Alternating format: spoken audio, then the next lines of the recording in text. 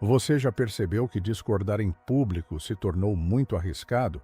Um comentário fora do tom, uma palavra mal escolhida, um silêncio no momento errado.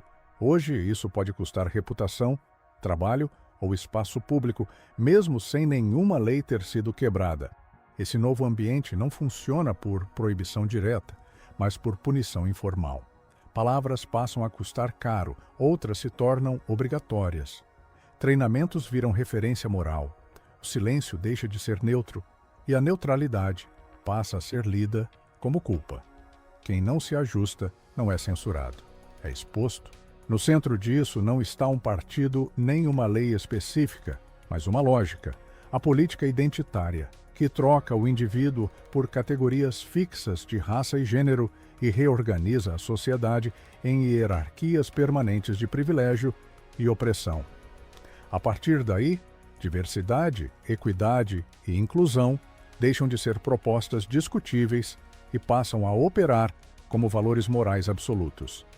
Discordar deixa de ser opinião, passa a ter preço. Mesmo assim, o sistema nega a própria existência. Críticas viram exagero, conflitos são tratados como histeria e nomear o fenômeno é visto como radicalismo. Se não há conflito reconhecido, não há responsáveis. E sem responsáveis, não há como reagir.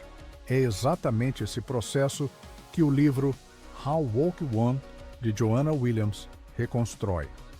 Como valores que nasceram nas margens, atravessaram universidades, empresas, mídia e o Estado e passaram a reorganizar a vida social sem jamais pedir autorização democrática. Se você já sentiu que algo mudou no trabalho, na escola ou na forma como as pessoas falam, mas nunca conseguiu apontar exatamente quando, fica aqui. A pergunta agora não é se isso aconteceu, é como aconteceu. A palavra woke entra no debate público não por ter um significado preciso, mas por funcionar como rótulo moral flexível, enquanto os valores que carrega se espalham pelas instituições. Poucas pessoas se autodeclaram woke, mas as ideias associadas ao termo passam a definir o que é aceitável pensar, dizer e defender em espaços de poder. Originalmente, woke significava vigilância. Surgiu no início do século XX entre comunidades negras nos Estados Unidos como alerta contra a violência racial e injustiça institucional. Stay woke era um chamado à atenção diante de riscos reais e imediatos. Por décadas, o termo permaneceu restrito a esse contexto histórico específico. A inflexão ocorre nos anos 2000. A palavra atravessa a cultura popular, ganha visibilidade na música e se associa a protestos ligados ao Black Lives Matter. Seu significado se amplia, deixa de se referir apenas ao racismo e passa a expressar uma sensibilidade política geral diante de múltiplas formas de injustiça social. Por volta de 2016, ser woke se transforma em marcador público de virtude. Celebridades, empresas e meios de comunicação adotam o termo como sinal de engajamento moral. Estar woke deixa de ser atitude defensiva e passa a funcionar como identidade positiva, quase como selo de aprovação ética. Com a popularização, o rótulo se desgasta. Passa a ser associado à performatividade, à exibição de superioridade moral e à vigilância constante sobre os outros. Muitos abandonam o nome, alegando distorção por críticos. O termo perde prestígio, mas os valores permanecem. Mesmo sem adesão explícita à palavra, o woke se consolida como visão de mundo. Migra das margens para o centro das instituições, moldando políticas internas, normas culturais e práticas administrativas. Conceitos como diversidade, equidade e inclusão se expandem, tornam-se vagos e passam a operar como justificativas morais, difíceis de questionar. Slogans amplamente consensuais passam a sustentar agendas políticas específicas. Criticar métodos, pressupostos ou efeitos torna-se quase indistinguível de se opor a direitos civis, o que bloqueia o debate antes mesmo que ele comece. O Black Lives Matter exemplifica esse mecanismo. Não basta reconhecer injustiças históricas, exige-se adesão ativa a uma forma específica de antirracismo, baseada em leitura estrutural da sociedade, vigilância da linguagem e hierarquias identitárias. O alinhamento deixa de ser opcional. A política identitária substitui o indivíduo por categorias fixas de raça e sexo. A sociedade passa a ser organizada em hierarquias de opressão, nas quais alguns grupos acumulam autoridade moral e outros são tratados como suspeitos por definição. A dissidência deixa de ser divergência e passa a ser risco. As redes sociais aceleram o processo. Plataformas criam ciclos permanentes de acusação e pureza moral, exercendo influência desproporcional sobre instituições que temem controvérsia pública. A linguagem se transforma em marcador central de pertencimento. Esses valores circulam de cima para baixo. A classe trabalhadora aparece frequentemente como moralmente atrasada ou necessitada de reeducação cultural. O woke se fortalece institucionalmente, mesmo sem apoio popular amplo. Poucas pessoas se dizem woke. Não existem partidos com esse nome. Ainda assim, seus princípios operam como norma tácita, exigem conformidade ideológica e negam a própria existência como projeto estruturado. É assim que o terreno da guerra cultural se estabelece, sem declaração formal, sem votação, sem anúncio. A cultura deixa de ser pano de fundo e passa ao centro do conflito. Escolhas que antes pertenciam ao âmbito privado, como alimentação, vestuário, lazer e criação dos filhos, passam a ser julgadas publicamente como modelos corretos de vida. Quando essas decisões são expostas como questões morais, deixam de ser pessoais e se tornam políticas. A guerra cultural não se apresenta como debate técnico ou divergência partidária. Ela opera como confronto moral entre visões inconciliáveis sobre o que é certo e errado. Parte-se da suposição de que determinados valores defendidos por uma elite cultural são superiores e devem orientar toda a sociedade. Historicamente, cultura significava cultivo. Primeiro da terra, depois do intelecto e da moral. Com o tempo, passou a designar tanto obras artísticas quanto os contextos sociais, econômicos e políticos nos quais as pessoas vivem. Cultura sempre funcionou como marcador de pertencimento e distinção. Durante décadas, a distinção entre alta cultura e cultura popular cumpriu esse papel. Ópera, música clássica e literatura canônica sinalizavam status. Mais recentemente, a própria elite passa a rejeitar a alta cultura como elitista, excludente e ligada ao passado, buscando novas formas simbólicas de diferenciação. Ao mesmo tempo, a ideia de uma cultura nacional coesa é substituída pela noção de múltiplas culturas identitárias. Grupos passam a ser definidos por valores, práticas e referências próprias. Cultura deixa de ser algo compartilhado e passa a ser fragmentada por identidade. A partir daqui, o conflito deixa de ser abstrato e passa a ser operacional. Nesse ambiente, ideias woke passam a moldar produção cultural, instituições e comportamentos cotidianos.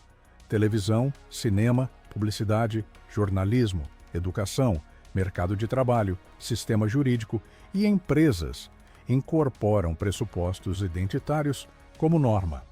A identidade racial e de gênero ocupa o centro da vida social. Diversidade se transforma, enfim, em si mesma. O passado é reinterpretado como fonte de vergonha. A linguagem passa a ser tratada como potencialmente danosa, exigindo vigilância e regulação constante. Valores anteriores, como centralidade da classe social, definição biológica de sexo, igualdade formal perante a lei e liberdade de expressão, não desaparecem mas passam a ser vistos como deslocados ou moralmente suspeitos. Na produção cultural, difunde-se o colorblind casting, apresentado como irrelevância da raça na ficção. Essa lógica não é aplicada de forma simétrica. A identidade racial se torna critério político seletivo e a arte passa a ser avaliada menos por qualidade e mais por alinhamento identitário. A reação a isso leva ao color conscious casting. Raça deixa de ser detalhe irrelevante e se torna elemento central da escolha artística. Talento e narrativa perdem espaço para critérios políticos. A ficção deixa de imaginar e passa a validar identidades. Essa lógica se estende ao gênero, à sexualidade e à deficiência. A atuação deixa de ser transformação e passa a ser representação literal. A imaginação artística se enfraquece, substituída por exigências de correspondência identitária.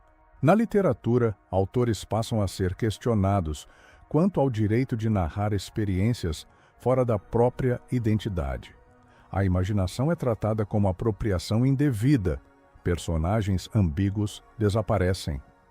A separação identitária avança sobre moda, música e alimentação.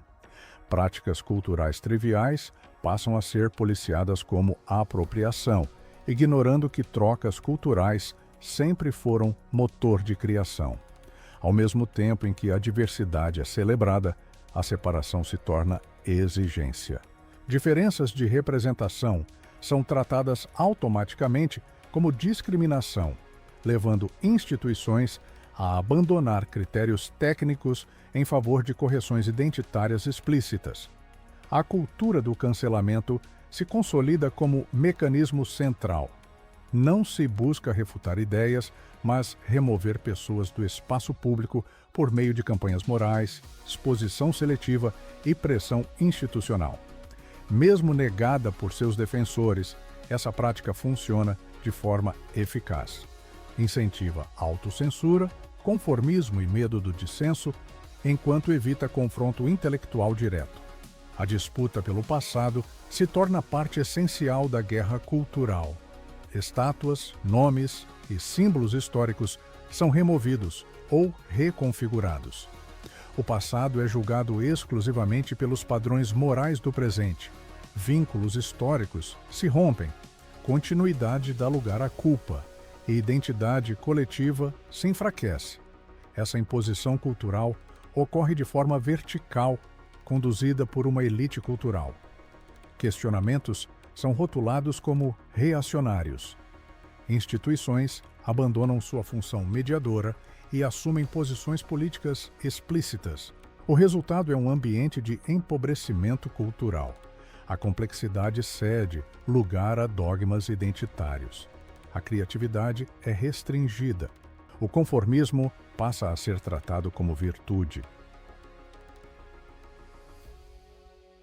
Forma-se uma nova elite cultural que circula com naturalidade entre política, governo, mídia, universidades, grandes empresas, ONGs e organismos internacionais.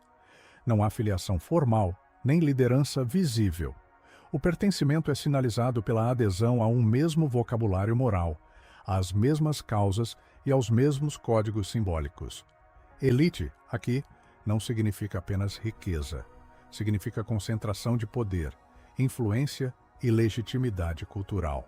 Quem domina o que pode ser dito, como deve ser dito e quais valores são aceitáveis, passa a controlar o acesso a posições prestigiadas, cargos bem remunerados e reconhecimento público. Essa elite não é única nem centralizada. Ela se organiza em camadas sobrepostas. Gestores, burocratas, acadêmicos, jornalistas, profissionais liberais e administradores compartilham visões de mundo semelhantes e reforçam mutuamente sua autoridade, mesmo atuando em instituições diferentes. A configuração atual começa a se consolidar a partir dos anos 1970. O pacto do pós-guerra, baseado na negociação entre elites governantes e classe trabalhadora, enfraquece. Decisões políticas e econômicas são deslocadas para especialistas, técnicos e gestores, afastando-se do controle democrático direto. Com a expansão do ensino superior, cresce uma nova classe gerencial e administrativa. Diferente do neoliberalismo tecnocrático inicial, que carecia de narrativa moral, o woke fornece a essa elite um conjunto de valores capaz de justificar sua autoridade e seu papel de gestão social. Essa elite é majoritariamente composta por graduados, concentrada em grandes centros urbanos e cidades universitárias. É socialmente móvel, mas culturalmente homogênea. Suas experiências, redes e referências se afastam progressivamente da vida cotidiana da maioria da população. Esse distanciamento não é acidental, ele é estrutural. Um de seus papéis centrais passa a ser a gestão da sociedade por meio de sistemas como educação, saúde, assistência social e mercado de trabalho. Conceitos como diversidade e inclusão funcionam como justificativa moral para essa administração, sustentando treinamentos, burocracias internas e programas ideológicos permanentes. As fronteiras entre Estado, empresas, universidades, mídia e terceiro setor tornam-se porosas. Pessoas, recursos e influência circulam livremente entre essas esferas. Independentemente do setor, os membros dessa elite compartilham trajetórias educacionais semelhantes, formação nas áreas humanas e sociais, gostos culturais parecidos e um vocabulário específico. Saber quais termos usar, quais evitar e quais causas defender torna-se capital simbólico decisivo. A origem familiar também pesa. Muitos cresceram em ambientes politicamente engajados à esquerda, o que molda visões desde cedo e contribui para o distanciamento em relação às experiências comuns da maioria da população. Ideias antes associadas à esquerda radical deslocam-se para o centro da influência cultural. A elite contemporânea concentra capital simbólico, institucional e político, moldando normas sociais sem jamais se apresentar como grupo organizado ou interessado. Uma diferença central em relação às elites do passado é a negação do próprio privilégio. Muitos de seus membros recorrem à identidade para ocultar vantagens de classe e reivindicar status moral de vítima, reforçando sua posição dentro do grupo dominante. Esses valores organizam hierarquias de opressão e privilégio, das quais deriva a autoridade moral para agir em nome dos supostamente oprimidos. Não se apresentam como ideologia, mas como consenso neutro, aprendido e naturalizado, sobretudo no ambiente universitário. O woke passa a operar dentro do próprio Estado, muitas vezes além do alcance de políticos eleitos, por meio de burocracias tecnocráticas e gestores formados dentro dessa elite cultural. Lideranças políticas evitam posições claras e cedem à pressão institucional. Após choques eleitorais interpretados como rejeição popular, o woke se consolida como ferramenta de contenção do dissenso. Questionar esses valores passa a ter custo social e profissional. Aderir a eles garante proteção, prestígio e ascensão. Forma-se, assim, uma elite que governa menos pelo consentimento e mais pela autoridade moral. A participação democrática é substituída por administração técnica e a gestão da sociedade passa a ser apresentada como missão ética. Essa desconfiança em relação às massas prepara o terreno para o próximo passo, a intervenção direta sobre a formação moral desde a infância. A escola deixa de ser apenas um espaço de ensino acadêmico e passa a ser tratada como solução para uma lista crescente de problemas sociais. Meio ambiente, alimentação, sexualidade, identidade de gênero, racismo, finanças pessoais e empregabilidade entram no currículo como responsabilidades educacionais, ampliando o papel da instituição e borrando os limites entre educação e formação moral.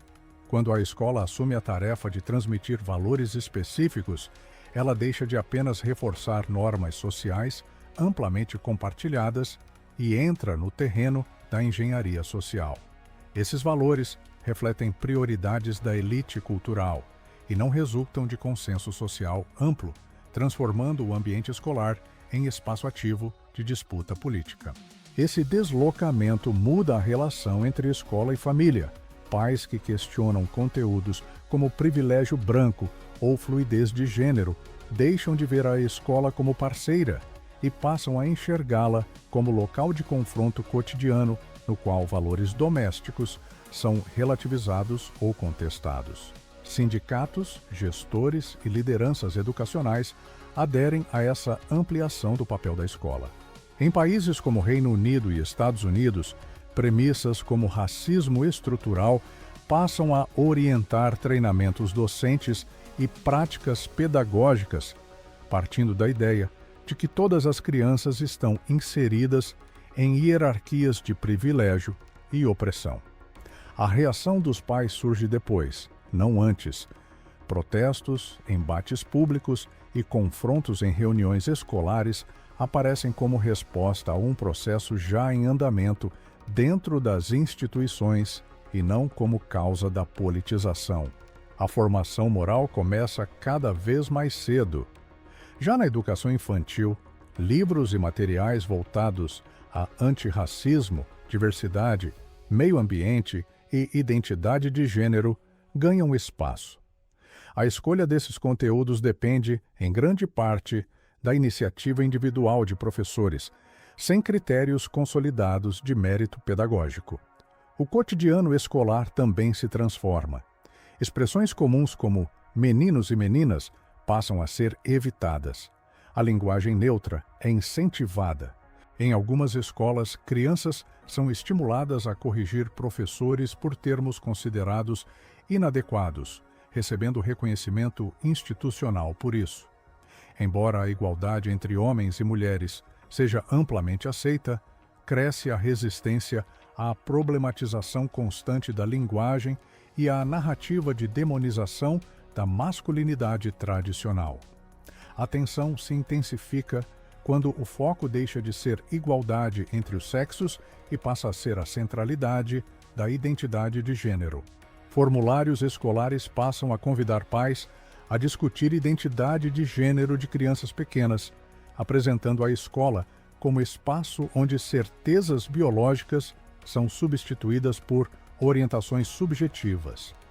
A autoridade parental é relativizada em nome de diretrizes institucionais. Organizações externas orientam escolas a rever linguagem, adaptar infraestrutura, adotar aulas mistas de educação física e permitir o uso de banheiros e vestiários conforme identidade declarada. Essas mudanças exigem recursos financeiros e reorganização administrativa, indicando alto grau de comprometimento institucional. Professores recebem treinamentos que apresentam dezenas ou centenas de identidades de gênero. Alunos aprendem que o corpo não determina o sexo e que o gênero é definido por sentimentos internos, apresentados como fato estabelecido, não como tema controverso. Embora o número de crianças que se identificam como transgênero permaneça pequeno, os encaminhamentos a clínicas especializadas crescem rapidamente, sobretudo entre meninas. A abordagem institucional passa a tratar qualquer questionamento como potencial dano. Críticas apontam riscos específicos para meninas, associando o apagamento da diferença sexual à perda de referências corporais, à diluição de limites entre os sexos e a conflitos envolvendo privacidade e segurança no ambiente escolar. A desconfiança em relação aos pais torna-se recorrente. A escola assume funções tradicionalmente ligadas à criação dos filhos, como monitoramento de valores morais, comportamento e linguagem. Ainda assim, nenhuma instituição substitui o vínculo familiar. Ao transferir para o currículo a responsabilidade por resolver todos os problemas sociais, evita-se o debate com adultos e direciona-se a intervenção diretamente às crianças. A escola torna-se o primeiro laboratório de normalização moral. Esse processo prepara o terreno para o passo seguinte, a formação sistemática da elite que irá reproduzir esses valores nas posições de poder. A universidade deixa gradualmente de ser apresentada como espaço de busca da verdade e passa a assumir a função de formar moral e ideologicamente os futuros membros da elite cultural. Parte-se da premissa de que o ensino superior é estruturalmente racista, sexista e excludente, o que legitima a criação de um aparato permanente voltado a orientar pensamento, linguagem e comportamento. Esse modelo se consolida após ondas de protestos universitários entre 2015 e 2017.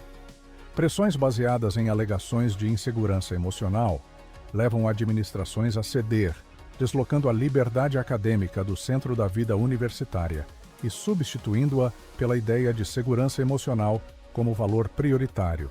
O campus deixa de ser espaço de confronto intelectual e passa a operar como ambiente de proteção contra discursos considerados ofensivos.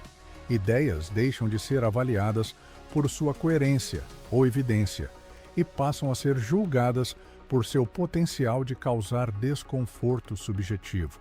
Conceitos como privilégio branco, microagressões, vieses inconscientes e uso obrigatório de pronomes são institucionalizados por meio de treinamentos compulsórios para alunos e funcionários. A aceitação dessas ideias passa a ser condição implícita para a progressão acadêmica e profissional. Discordar deixa de ser apenas divergência intelectual e passa a ser interpretado como falha moral. Avaliações, relatórios e códigos de conduta transmitem a mensagem de que determinadas posições não são debatíveis, apenas corrigíveis. A linguagem cotidiana passa a ser regulada. Sistemas de denúncia anônima são implementados, incentivando vigilância mútua entre estudantes e professores. O efeito não é diálogo, mas autocensura preventiva e alinhamento comportamental. Avisos de gatilho e políticas baseadas na noção de vulnerabilidade generalizada reforçam essa lógica. Apresentadas como cuidado, funcionam como instrumentos disciplinares que tratam estudantes como psicologicamente frágeis e justificam exceções acadêmicas e flexibilização de critérios. O rigor intelectual passa a ser visto como potencialmente opressivo. Em vez de preparar jovens para lidar com ideias difíceis, a universidade passa a evitar o desconforto intelectual, reduzindo a capacidade de confronto crítico. A homogeneidade política do meio acadêmico facilita esse processo. Em ambientes pouco plurais, pautas ativistas são absorvidas sem contestação, enquanto vozes dissidentes enfrentam cancelamento, investigações disciplinares ou isolamento profissional. A chamada descolonização do currículo exemplifica esse movimento. Obras centrais da tradição intelectual ocidental são relativizadas ou descartadas, não por falta de mérito, mas por sua origem histórica, produzindo um currículo superficialmente diverso e intelectualmente empobrecido. Casos de palestras canceladas, professores investigados e estudantes punidos tornam-se recorrentes. A censura não surge como exceção, mas como prática administrativa rotineira, aplicada sempre que há conflito entre liberdade acadêmica e agenda institucional. Nesse processo, a universidade abandona sua função histórica de formar pensamento crítico e passa a operar como filtro moral. Forma indivíduos fluentes na linguagem da diversidade, conformados institucionalmente e treinados para reproduzir valores dominantes. O ensino superior se torna, assim, uma etapa central na reprodução de uma elite cultural homogênea, preparada para ocupar posições de poder em governos, empresas, mídia e organizações, levando consigo as normas aprendidas no campus. O capitalismo não é substituído pelo woke, ele se adapta a ele. Grandes empresas passam a incorporar valores woke como parte central de sua identidade pública, utilizando campanhas, comunicados e posicionamentos institucionais para associar marcas à diversidade, inclusão, identidade de gênero, antirracismo e justiça social. O produto deixa de ser o centro da comunicação. O consumo passa a ser apresentado como gesto moral. Comprar não significa apenas adquirir algo útil, mas sinalizar pertencimento ético e alinhamento cultural. Esse movimento se apoia em conceitos como responsabilidade social corporativa, capitalismo de stakeholders e critérios ESG. Sob essa lógica, empresas afirmam servir não apenas a acionistas, mas a sociedade como um todo, legitimando a adoção de causas políticas como parte natural da atividade econômica. Após eventos de grande impacto simbólico, corporações adotam posicionamentos explícitos. Slogans são alterados, campanhas são reformuladas, produtos são redesenhados e compromissos públicos são anunciados. Essas ações são apresentadas como respostas morais e inevitáveis, mas funcionam também como cálculo reputacional. O engajamento woke passa a operar como estratégia de fidelização emocional. Marcas buscam conexão afetiva com um público urbano, escolarizado e culturalmente influente, tratando valores políticos como diferencial competitivo. O consumo se transforma em marcador de status cultural. Quando bens se tornam amplamente acessíveis, a distinção social se desloca do objeto para os valores que ele simboliza. Comprar passa a significar demonstrar virtude. Apesar da aparência de adesão popular, muitas decisões corporativas respondem à pressão de pequenos grupos altamente ativos em redes sociais. Campanhas de boicote coordenadas geram efeitos desproporcionais, levando empresas a ceder mesmo sem evidência de rejeição ampla do público. Esse ambiente incentiva o policiamento ideológico interno. Funcionários passam a vigiar linguagem e comportamentos uns dos outros, enquanto departamentos de recursos humanos assumem o papel de mediadores morais dentro das empresas. Conflitos de trabalho deixam de ser tratados como questões materiais e passam a ser enquadrados como problemas emocionais ou simbólicos. Desentendimentos cotidianos são reinterpretados como microagressões, vieses inconscientes ou danos psicológicos. O capitalismo woke convive sem contradição com práticas economicamente desiguais.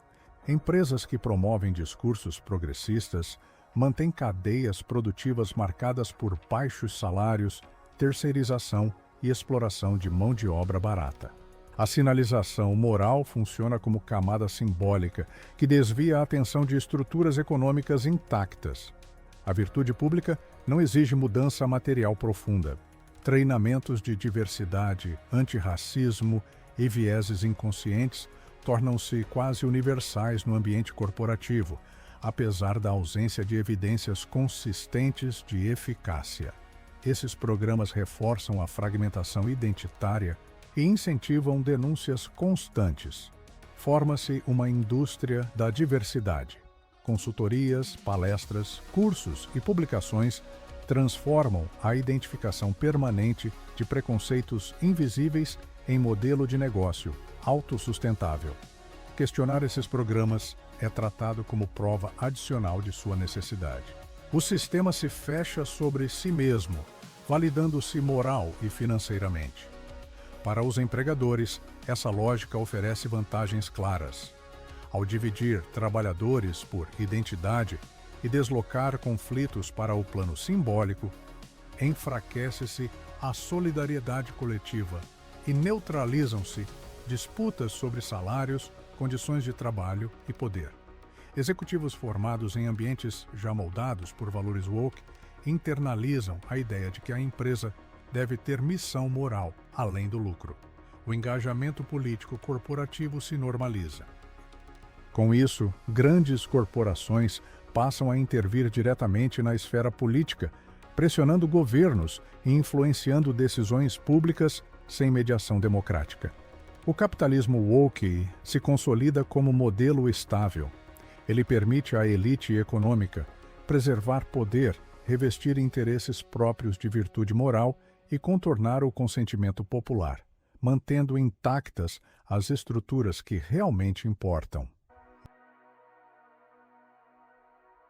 As sociedades ocidentais chegam ao século XXI menos racistas do que em qualquer outro momento recente. A discriminação legal é amplamente rejeitada. O preconceito explícito se tornou socialmente inaceitável e a igualdade formal diante da lei passou a ser norma. Ainda assim, esse avanço não é tratado como conquista. Com a redução do racismo aberto, o conceito é redefinido. Ele deixa de ser identificado por atos claros e passa a ser descrito como estrutural, invisível e permanente, presente na linguagem, nas instituições e até no inconsciente das pessoas. O racismo deixa de ser algo que pode ser reduzido ou superado. Ele passa a ser apresentado como condição inevitável da sociedade, impossível de medir, contestar ou resolver definitivamente.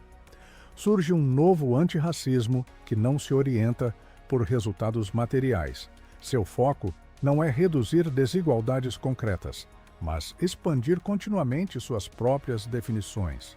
Quanto mais se avança, mais racismo é detectado. Essa lógica sustenta uma indústria crescente de livros, palestras, consultorias e treinamentos. O diagnóstico permanente de preconceitos invisíveis se transforma em modelo de negócio estável e lucrativo. Ao mesmo tempo, o pensamento racial é reintroduzido.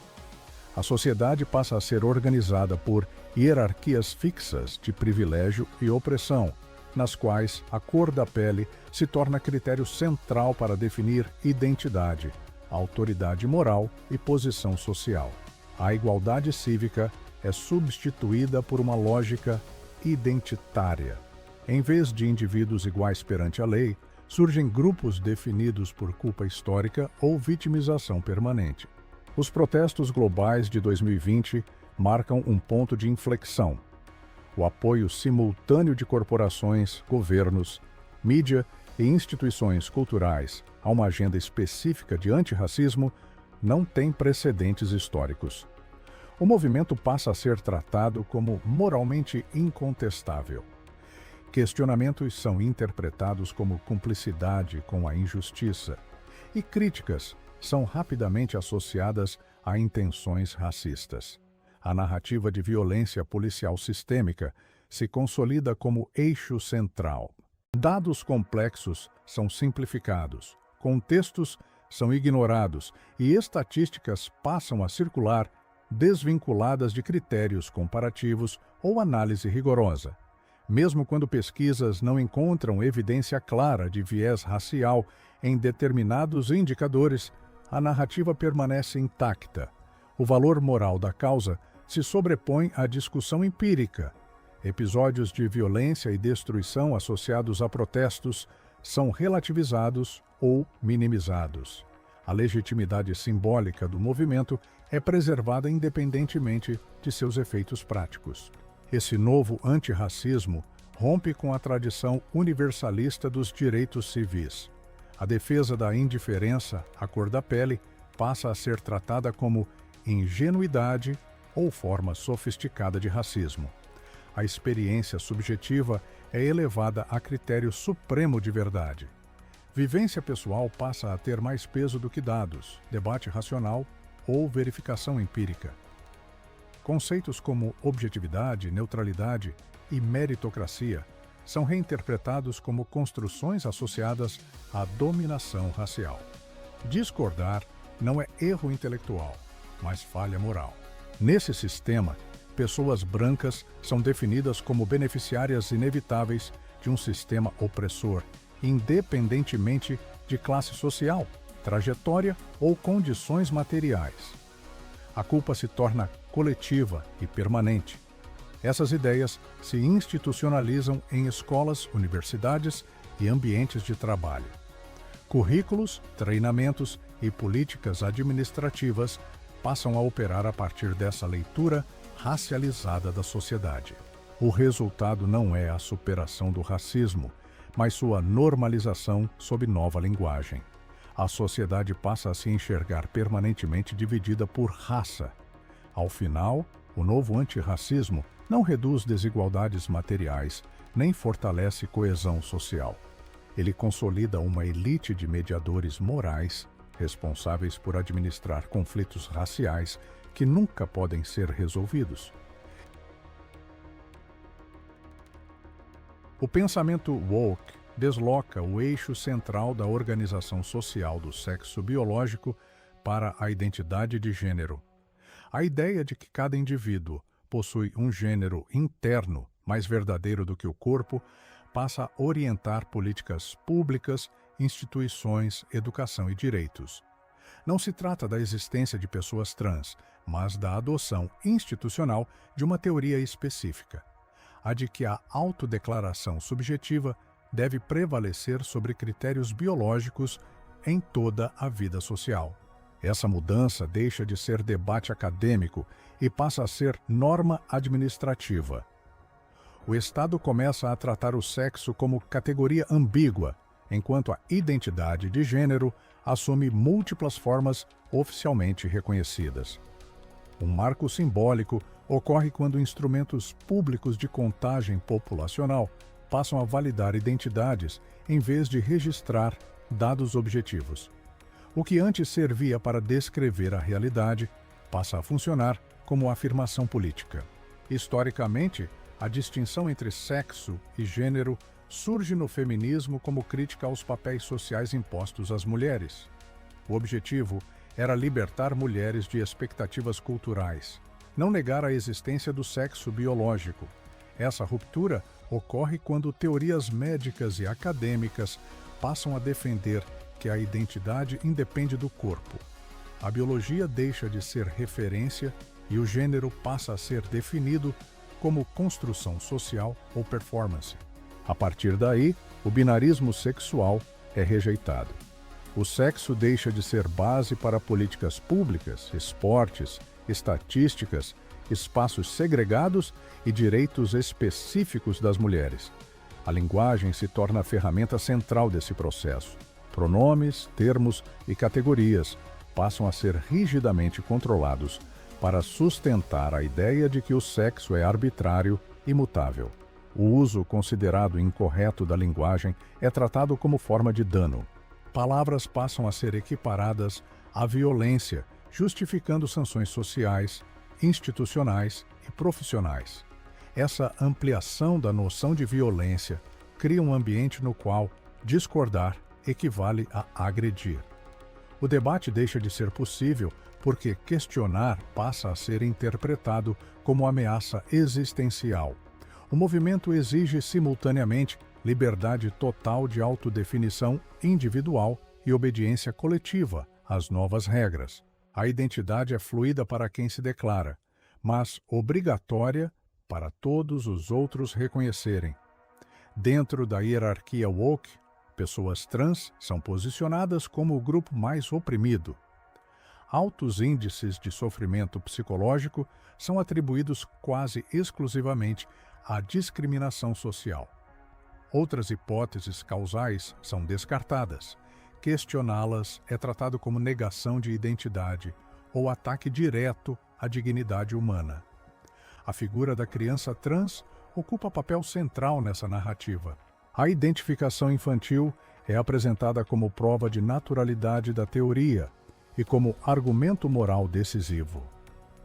Instituições adotam a afirmação positiva como resposta padrão. A autodeclaração da criança é aceita sem questionamento, enquanto pais que demonstram preocupação são marginalizados. A afirmação positiva frequentemente conduz à transição social e, em seguida, à medicalização. Bloqueadores de puberdade e hormônios passam a ser apresentados como cuidados necessários, não como intervenções controversas. Disputas judiciais surgem em torno da capacidade de menores para consentir com decisões de longo prazo. Mesmo assim, A prática se consolida em diversos sistemas de saúde e educação. Organizações ativistas desempenham papel central na difusão dessa ideologia. Por meio de certificações, parcerias e treinamentos, incorporam a identidade de gênero às rotinas do Estado, das escolas, das empresas e da mídia. O sexo, enquanto realidade biológica binária, passa a ser tratado como obstáculo simbólico. Sua negação permite ampliar o controle sobre linguagem, comportamento e vida íntima. Ao final, a ideologia de gênero não se apresenta apenas como pauta de direitos individuais. Ela funciona como instrumento de reorganização social, administrado por instituições alinhadas à elite cultural. O eixo central da política se desloca. A classe social deixa de ser o principal critério para entender desigualdade, poder e conflito, e é substituída por categorias de identidade, sobretudo raça e gênero. Indivíduos deixam de ser vistos a partir de condições materiais compartilhadas. Passam a ser definidos por atributos considerados fixos, tratados como suficientes para explicar quem são, o que pensam e quais interesses possuem. Renda, trabalho, moradia e posição econômica perdem centralidade. A política se reorganiza em torno de identidades simbólicas, enquanto desigualdades materiais permanecem praticamente intactas. Nesse novo modelo, a representação ocupa o lugar da transformação concreta. O foco deixa de ser melhorar a vida da maioria e passa a ser garantir a presença visível de determinados corpos em posições de prestígio. A ideia de justiça se converte em imagem. Ver pessoas de certas identidades em cargos elevados passa a funcionar como prova de progresso, independentemente do impacto real sobre a estrutura social. Essa lógica se sustenta na noção de que aparência equivale à inclusão. A diversidade visível substitui a igualdade material como objetivo político. A base intelectual dessa virada vem da teoria crítica e do pós-estruturalismo. O poder deixa de ser compreendido principalmente como controle econômico e passa a ser interpretado como algo exercido por linguagem, símbolos e narrativas. A crítica ao capitalismo abandona a exploração material como foco central e se desloca para o campo cultural. A economia sai de cena, a identidade entra. Nesse processo, a classe trabalhadora perde o status de sujeito político. Passa a ser retratada como moralmente atrasada, preconceituosa ou incapaz de compreender seus próprios interesses. A interseccionalidade surge como ferramenta organizadora desse novo sistema. Identidades são empilhadas em hierarquias de privilégio e opressão, enquanto a situação econômica concreta se torna secundária. Pessoas em posições materiais radicalmente diferentes passam a ser tratadas como equivalentes apenas por compartilharem uma identidade simbólica. Desigualdade deixa de ser problema estrutural a ser resolvido e passa a ser condição permanente a ser administrada. Esse modelo não prolonga o marxismo, ele o substitui. O conflito entre classes é abandonado e a crítica às elites econômicas se enfraquece. No lugar disso, consolida-se uma elite cultural encarregada de gerir identidades, definir linguagem aceitável e arbitrar disputas morais. Ao hostilizar a classe trabalhadora e deslocar o debate para o plano simbólico, o sistema permite que desigualdades materiais persistam sem contestação efetiva. Instituições passam a se apresentar como progressistas por meio da diversidade visual, enquanto mantém intactas as estruturas de poder que as sustentam. Valores, opiniões e comportamentos voltam a ser associados à identidade de grupo. O universalismo dos direitos civis é substituído por uma lógica fragmentadora. O resultado é uma política que divide, não une, que administra diferenças em vez de enfrentar desigualdades, que substitui igualdade por representação simbólica. A política identitária passa a depender de algo além da identidade. Para produzir autoridade moral duradoura, ela transforma sofrimento em capital político legítimo. A condição de vítima deixa de ser consequência indesejada da injustiça e passa a funcionar como recurso central de poder. A substituição da classe pela identidade não se sustenta sozinha. É a vitimização que fornece legitimidade moral, proteção institucional e capacidade de impor limites ao debate público. Desvantagens reais são ampliadas, reinterpretadas ou substituídas por fragilidades psicológicas, convertendo o sofrimento em fonte de autoridade. Forma-se uma cultura que valoriza a vulnerabilidade e passa a desconfiar de virtudes como resiliência, autonomia e autocontrole. A fragilidade emocional é tratada como condição universal, enquanto a noção de dano se expande para além de traumas reais e passa a incluir palavras, opiniões e percepções subjetivas.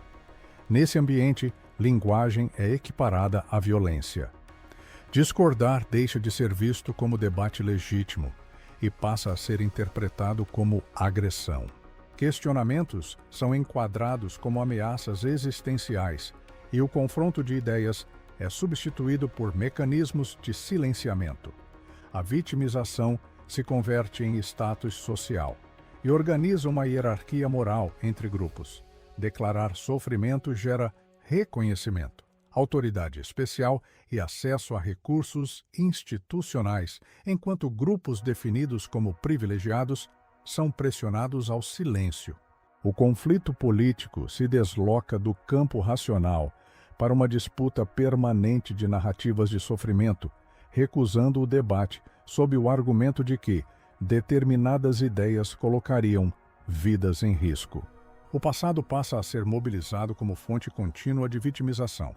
Injustiças históricas são convertidas em traumas herdados, usados para explicar desigualdades presentes sem mediação crítica.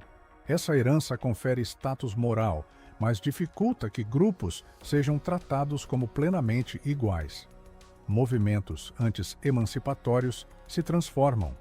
A luta por igualdade legal e autonomia cede lugar a narrativas de fragilidade permanente e necessidade constante de tutela. A capacidade de agir é substituída pela reivindicação de proteção. A centralidade da vítima sustenta uma nova forma de autoritarismo. Instituições passam a agir em nome dos vulneráveis para justificar coerção, censura e exclusão. A compaixão institucionalizada legitima o controle.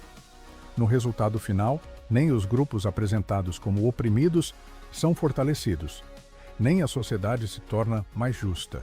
A vitimização se cristaliza como identidade fixa, a igualdade é substituída por hierarquias morais, e o poder se concentra em uma elite que governa em nome do sofrimento alheio. O woke se impõe no plano institucional e cultural. Suas premissas passam a operar como senso comum entre elites culturais e profissionais, moldando escolas, universidades, políticas públicas, práticas organizacionais e leis, mesmo sem se apresentar como movimento formal ou projeto político explícito. Ao adotar a linguagem histórica dos direitos civis, o woke é amplamente aceito por pessoas que rejeitam racismo, sexismo e homofobia. Nesse processo, conceitos centrais mudam de significado sem ruptura visível, permitindo que novas hierarquias sejam legitimadas sob um vocabulário moral familiar. Paralelamente, integrantes da elite cultural passam a se apresentar como vítimas simbólicas.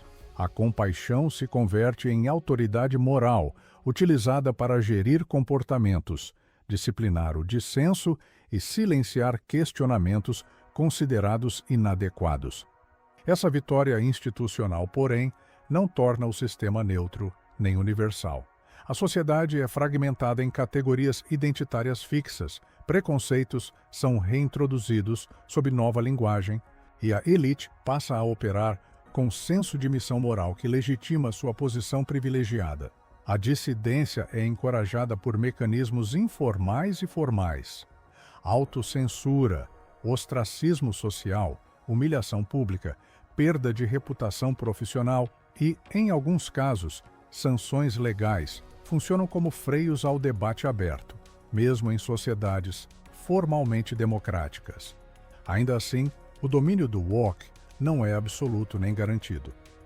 Pesquisas indicam rejeição popular consistente. Quanto mais as pessoas compreendem suas premissas, menos tendem a concordar com a divisão permanente entre opressores e oprimidos, com a redução do indivíduo à identidade e com a centralidade da vitimização. Essa rejeição já se manifesta de forma concreta. Universidades enfrentam resistência interna, instituições recuam de programas de diversidade, surgem organizações voltadas à defesa da liberdade de expressão, veículos de mídia alternativos ganham espaço e novas iniciativas educacionais se estruturam fora do consenso dominante. No campo político, eleições e consultas públicas mostram repetidamente a rejeição a agendas identitárias impostas de cima para baixo, sobretudo quando afetam escolas, linguagem cotidiana e memória histórica. A democracia, a liberdade de expressão e a participação direta dos cidadãos aparecem como os principais limites ao avanço do woke. Ampliar a voz pública, fortalecer instâncias democráticas locais e resistir à censura institucional tornam-se caminhos centrais para recuperar igualdade cívica e debate aberto. Em última análise, o movimento woke surge como reação defensiva de uma elite que perdeu legitimidade material e simbólica. Sua força depende mais de controle institucional do que de adesão popular. O futuro não está determinado, ele depende da disposição das pessoas em falar, se organizar e afirmar o que têm em comum em vez do que as separa. Este vídeo foi construído a partir do livro How Woke Won, de Joanna Williams, uma análise sobre a ascensão institucional do woke, sua articulação com elites culturais e seus efeitos sobre democracia, cultura, educação e liberdade de expressão. A proposta aqui não é produzir choque rápido, nem reduzir o tema a slogans, mas organizar as ideias centrais da obra em uma progressão clara, fiel aos fatos e ao argumento original da autora. Se essa análise ajudou você a entender melhor como esse processo opera, não como teoria conspiratória, mas como dinâmica cultural e institucional, curta o vídeo e se inscreva no canal. Isso permite que conteúdos longos, analíticos e sem clique vazio cheguem a mais pessoas interessadas em compreender, não apenas reagir. Nos comentários, vale registrar onde você percebe mais impacto desse fenômeno no cotidiano, escola, trabalho, mídia, política ou linguagem.